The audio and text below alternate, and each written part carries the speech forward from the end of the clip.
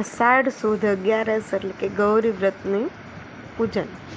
આ દિવસે નાની બાળિકાઓ ગૌરી માતાની પૂજા કરે છે અને પ્રાર્થના કરે છે કે અમને મોટા થઈને સારા પતિ મળે। બધા એમ કહે છે કે વ્રત કર્યું હોય તો સારો મળે। એકચ્યુઅલી એવું કાંઈ હોતું જ નથી। વ્રત કરો કે ન કરો, તમારું મન નિર્મળ અને ચોખ્ખું હોય ને તો આપણા નસીબમાં જે હોય ને એ થવાનું છે। પછી તમે ગમે એટલા વ્રત કરી લ્યો અને તોય તમારા નસીબ હોય એ જ તમને મળે, એટલે એવું જરૂરી નથી।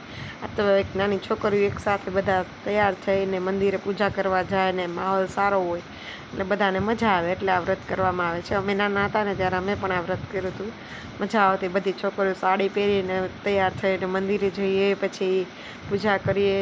પાંચમા દિવસે તો બધું ખાવાનું હોય, તીખું તીખું। આ 5 દિવસ તો મોળા ક્રાસનું વ્રત કહેવાય, એટલે મોડું જ ખાવાનું હોય છે। પછી અમે પ્રસાદી લીધી ને ઘરે ગયા। જય માતાજી, જય શ્રી કૃષ્ણ।